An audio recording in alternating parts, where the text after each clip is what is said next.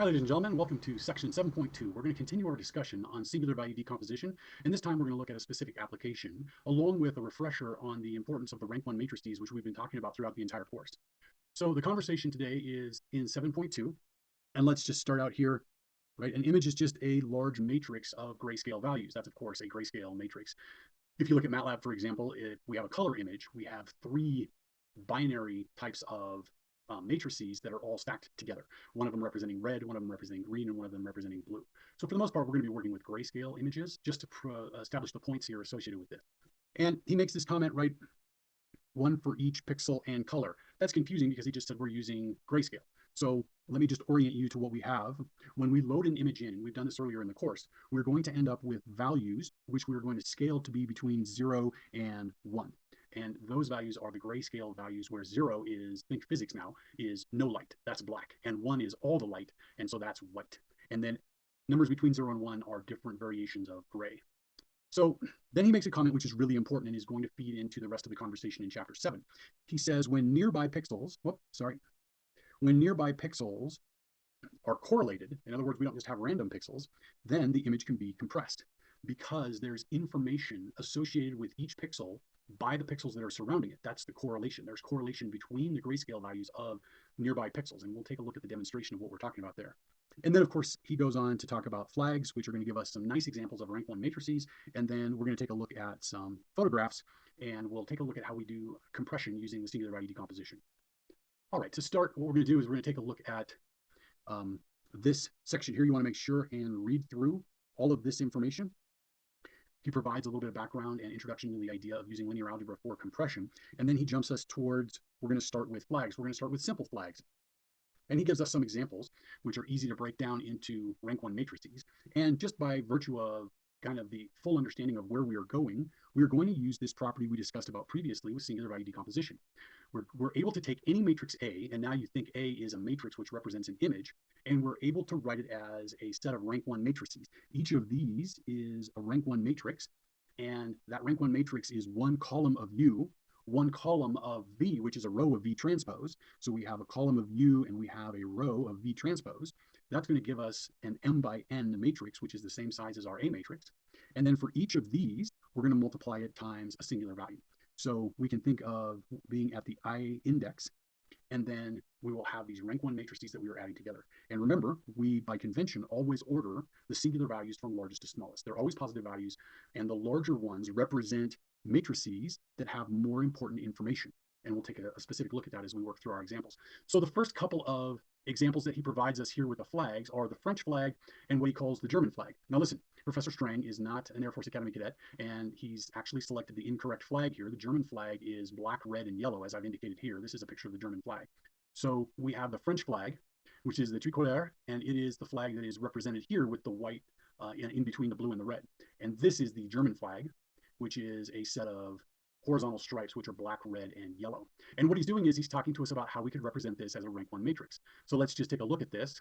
I'll grab out the French flag, and what he's telling us is, hey, if we have some representation for the blue, then it just is a matter of how many pixels across we are. So he's picked it to be 2 pixels across, and we can do the same thing, right? We have 2 pixels of blue, and let me just put them in here. So we would have blue pixel and a blue pixel, and then a white pixel and a white pixel and a red pixel and a red pixel, and every one of these is the same.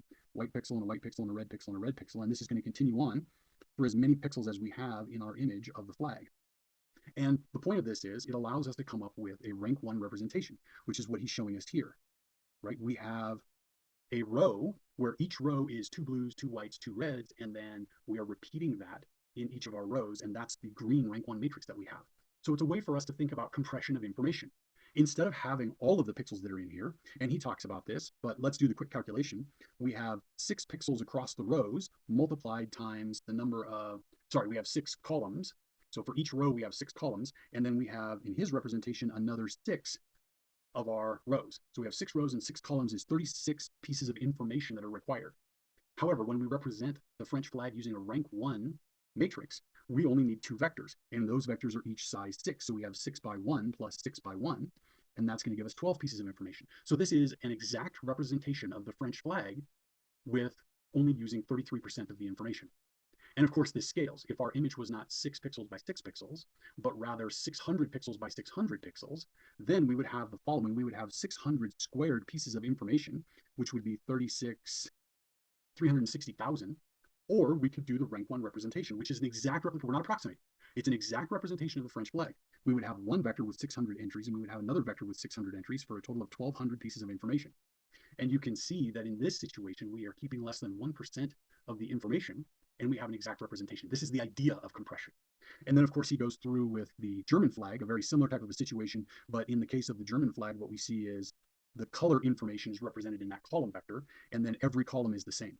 Because whatever that column is, black, red, and yellow, we're just repeating that over and over and over again. So this is the idea of how we compress information. So continuing on, he talks about some examples, right? So Italy, green, white, Iceland is green, white, and orange, right? Italy's green, white, and red. So these are some different ideas. Then he talks about Japan. Japan has a sun on a white background. And that is one where we can't come up with a perfect representation. So I've included the Japanese flag over here, just as the point of demonstration. There's no way to exactly represent the circle here. No matter what number of pixels we have, we're going to have to approximate the circle that exists in the middle of the Japanese flag. And this is where the idea of singular value decomposition is going to come in. How do we come up with an accurate representation? Before we take a look at that, though, we want to take a look at his example here with the Greece flag and the Tonga flag. I'm going to leave you to read about the Tonga flag, and I've provided some color representations similar to what you have in your book. I think your book might be black and white, but this is what the flags actually look like. And my representations in my copy of the text are quite bad, which is why I'm using this representation here. But let's look at the Greek flag for a minute and think about how we would make an exact representation using rank 1 matrices. So what we're going to do, and I'm going to select the gray, now I'm going to select the lighter red here. So in this situation, what we have is we have the flag, which is, actually, let me just do it in blue.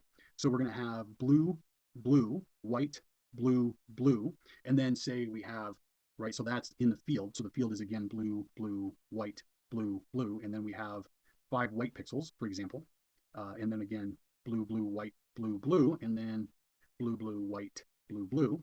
And then what we're going to have is, it looks like maybe 8 blues. So I'll go 3, 4, 5, 6, 7, 8, and then followed by whites.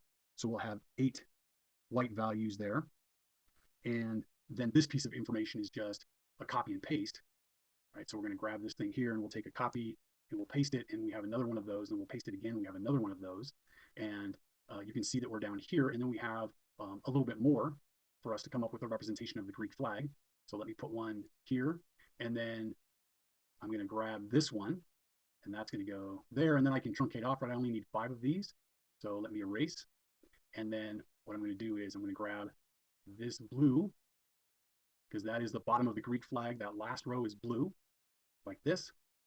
And then we need a set of blues that has only 5 pieces in it to match here. Right? And then I'll erase all the rest of these. So starting with this one, we just erased all of them. And so here's the Greek flag matching up. Oh, actually, I need a set of whites here. That's my mistake. Let me throw in 5 whites. All right, so I'm going to copy that, paste it over here, and grab my eraser again, and erase those out, and then grab this and put it in place here. Right? And so that's going to fit in like that. Okay. And let's take a look to make sure that we're matching up here.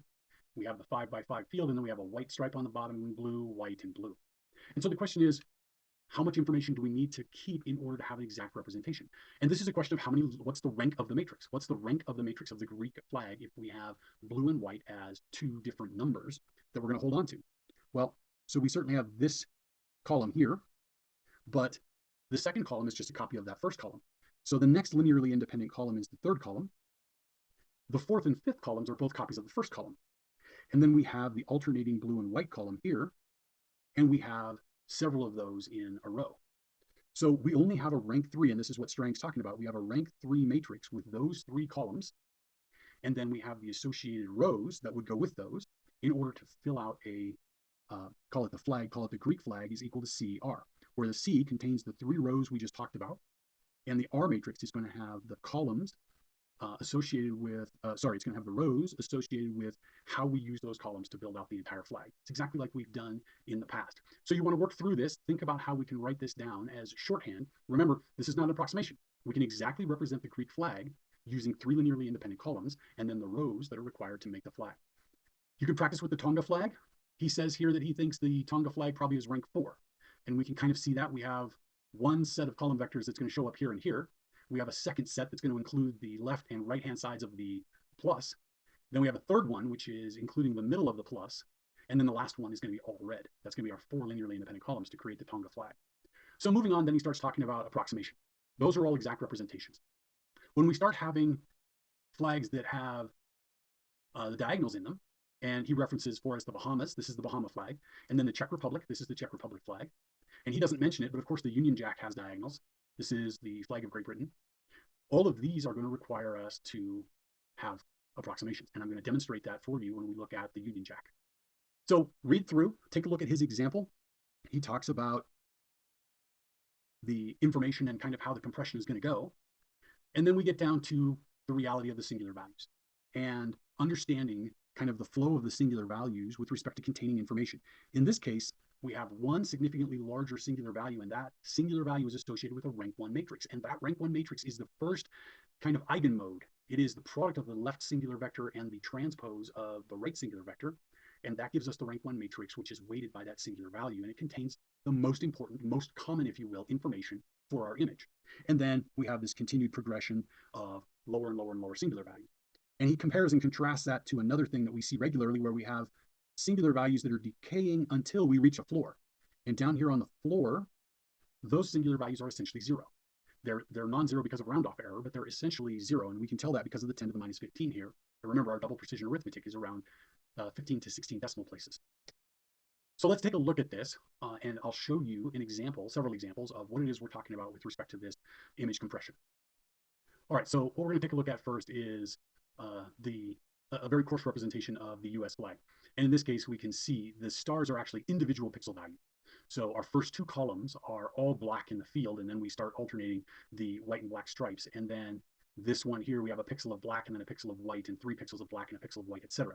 So the size of the image is 34 by 62. So this is 34 by 62. And what we see is these are the singular values over here. We have the situation where we have 4 non-zero singular values, and then all the rest of these are 0 values within round-off error, which means we really only have 4 linearly independent columns. And we can kind of see immediately what those are going to be. We have one that's all black and then the stripes. Then we have the one with 5 stars and the stripes. We have one with 4 stars and the stripes. And then we have this alternating stripes pattern over here. Those are the 4 linearly independent vectors. So what I want to do is I want to show you what approximations to this would look like. And what we're going to do is we're going to take a look at all 4 of these approximations at the same time. So let me just orient you to what we have here. So we have the LU decomposition, and that's from Gaussian elimination. We have the QR decomposition from Graham-Schmidt. We have the CR decomposition, which is RREF, that's the Gauss-Jordan elimination. And then we have the singular value decomposition, and I've included the value of the singular values. So with just the first outer product, so for each of these decompositions, LU, QR, CR, and SVD, we've taken that first outer product. Now, the CR outer product is simply whatever the leftmost column is. Remember, that's what the CR does, is it picks out the linearly independent vectors starting on the left-hand side. LU starts up here in the corner with the pivots. So it's going to grow from that corner out, and the QR representation is also growing left to right. The SVD is rank ordered by importance of information. And so the first rank 1 matrix looks like this, and it has a singular value of 23. Let's look at once we add the first and the second rank 1 matrices together. So when we do that, in the LU decomposition, we can see we keep that second row. In the CR decomposition, we've included the second linearly independent column, which is the one with the 5 stars. The third linearly independent column is going to be the one with the 4 stars. And then for the QR, it's still building left to right, making an orthogonal set of columns. Remember, it's doing a projection. And then here we go. Our second singular value is around 7. The first one was in the low 20s. The next one is 7. And we can already see the field representation here. And obviously, we can see the stripes. We see the field starting here as well. So here's the third. And by the time we do the third, we can see that the LU has picked up that information about the 5 stars in a column. We already have the third linearly independent column here. And then the SVD has a singular value, which is reasonably close to the second one, which was at 7. It's now at 5. Now, how about the fourth one? So after 4 rank 1 matrices, we have all the information we need. You'll notice that the CR is exact because there were only 4 linearly independent columns. So we have an exact representation here. That same is true for the singular value decomposition. You remember we had only 4 singular values. Remember, we have only 4 singular values up here, which are non-zero. So this is an exact representation. The LU and the QR, those are still coming together because of the way they gather their information. Let me just do a few more. Here's 5, 6, 7, 8, You'll notice at 8, we still don't have a complete picture for either the LU or the QR. It doesn't mean that they're worse decomposition. It's just a point of demonstration. Let me show you another example.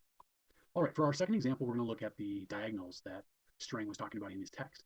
And you'll notice what we have here is, again, a really coarse representation of the Union Jack. This is 30 pixels by 56 pixels across. We do, however, see that it's going to be a lot more than 4 linearly independent columns that we have here. How many linearly independent columns do we have? Well, the SVD is going to tell us that. So these are the non-zero singular values. Then you can see we drop down and these last several singular values are 0. So starting at 22 through 30, those singular values are equal to 0. So we have a rank 21 matrix here. And we have 21 singular values, which again are ordered from most important information to least important information. So I'm just going to show you the exact same situation that we had previously with our American flag. So let me pull that up. And here we go.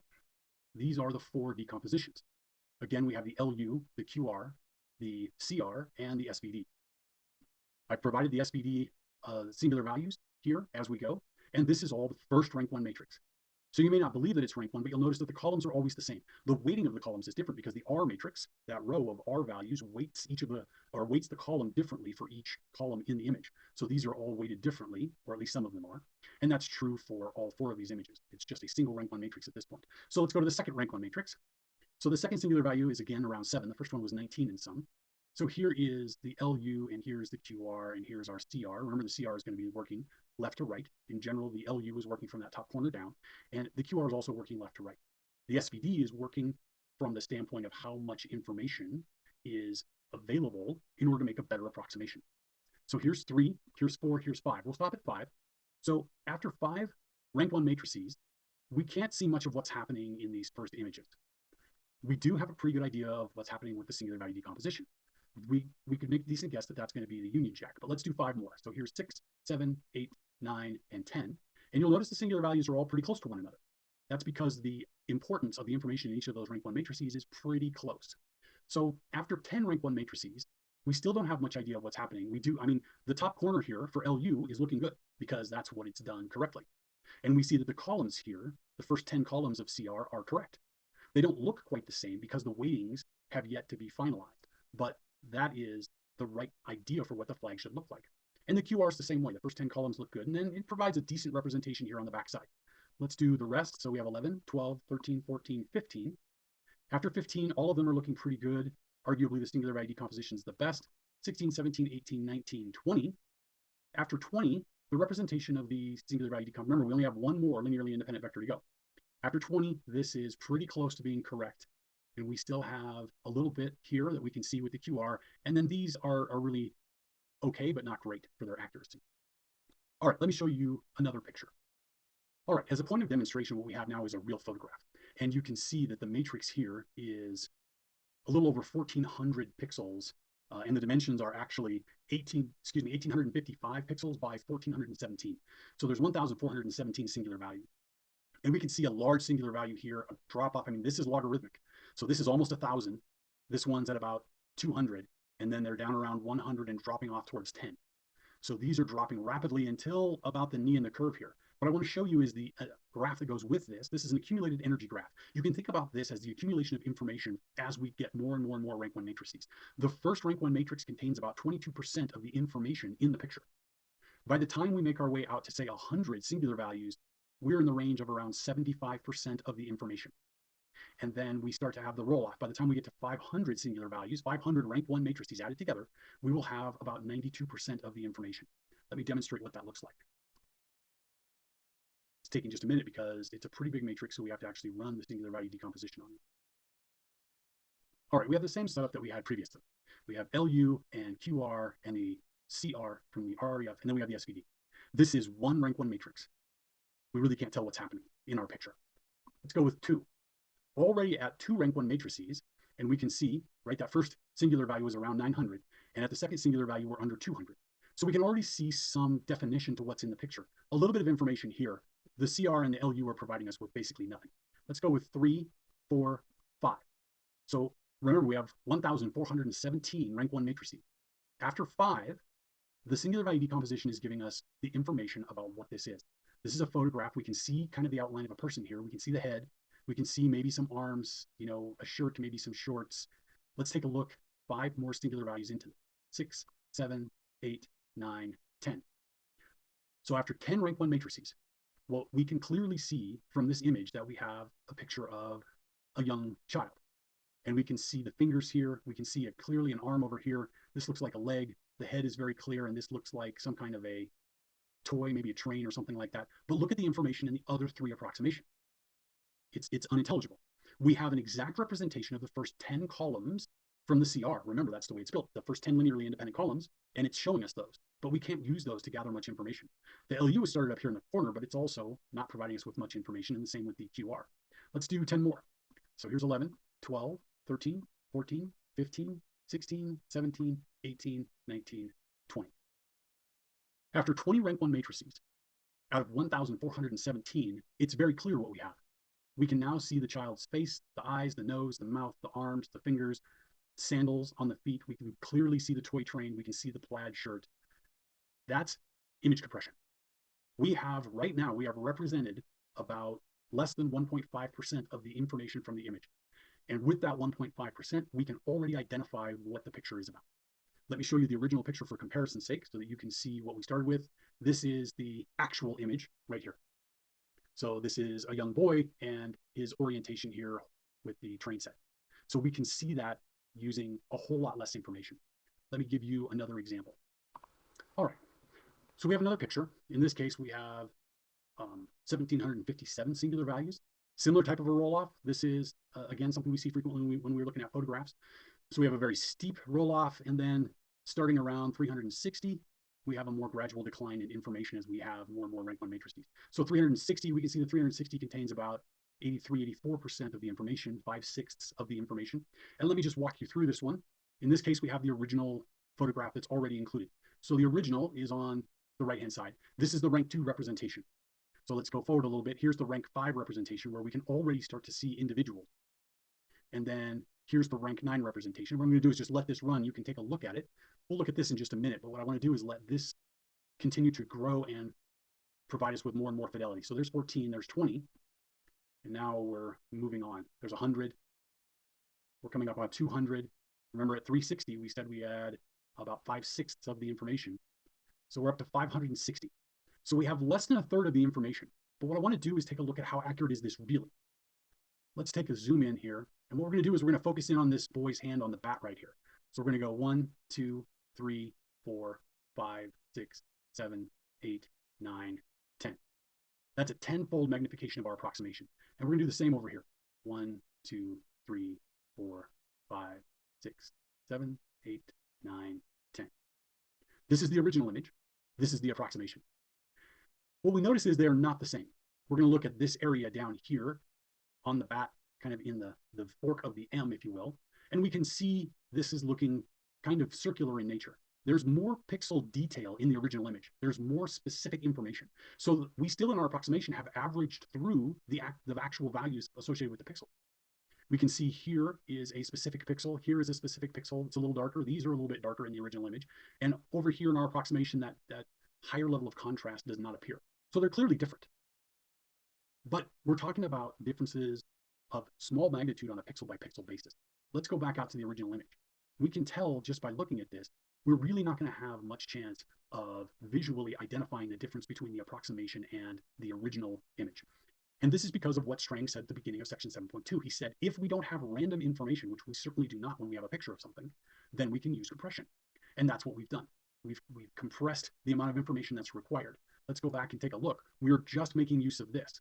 So in that image that we were looking at, we have 1,757 rank 1 matrices. But our approximation is using only 560 rank 1 matrices.